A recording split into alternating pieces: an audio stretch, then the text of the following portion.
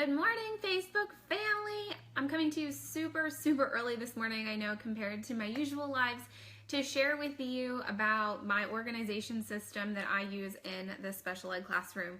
So I am a teacher who struggles with anxiety, and all of the paperwork that we get and that we have to do as special ed teachers is very cumbersome and can be very overwhelming. So it kind of makes my anxiety peak throughout certain times of the school year, but having this system in place kind of helps me stay a little bit more sane than if I hadn't had this system in place. So I understand your struggle. I've completely been there before. I know how you feel, how overwhelming all of our paperwork is. So I want to share with you what my IEP binder looks like, what my student binders look like, how I document inclusion times, how I progress monitor my students. So I'm going to share with you a lot of information, but I have a solution for you for all of those things, and I will provide links for you after this live.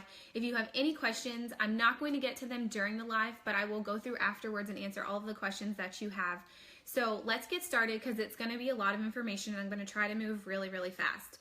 So to keep all of my student IEP paperwork in order, right, I have one main IEP binder. I have this, it's called my Caseload Binder. Now you can buy this in my TPT store. It comes in a lot of different themes. So you just pick the theme that it works best for you, and then you just put it together. Now, a lot of people ask me, do you make one of these binders for every one of your kids? Do you just make one binder? How do you do it? So for my IEP Caseload Binder, I make one binder. This is my binder, and it holds all of like my master progress monitoring sheets in here and all of my data sheets. It holds a master caseload list, like when kids have IEPs, things like that, student profiles. That's what I'm keeping in here. So I want to show you a peek inside of this really quick, and then I want to get to kind of like the meat and potatoes of how I keep track of individual student paperwork.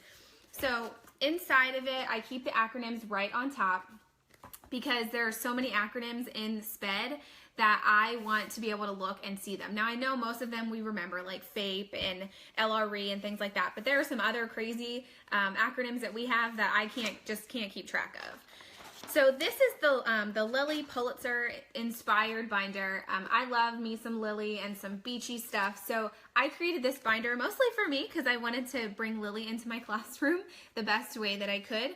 So what you're going to see when you download this is you're just going to get a PDF. You're going to get the binder divider pages. You're going to get like over 100 data sheets, and it's going to be really overwhelming. And there's no better way for me to kind of organize it than to organize it how I do have it in there. So the best way to add your tabs here, you're going to have an editable file where you can put the names, like you can type on here and put your tab names in here.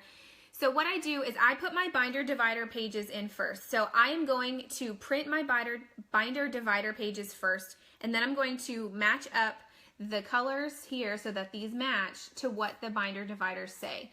I'm going to put my binder dividers in order, and then I'm going to cut out these. I usually print dividers on cardstock, and I print the tabs on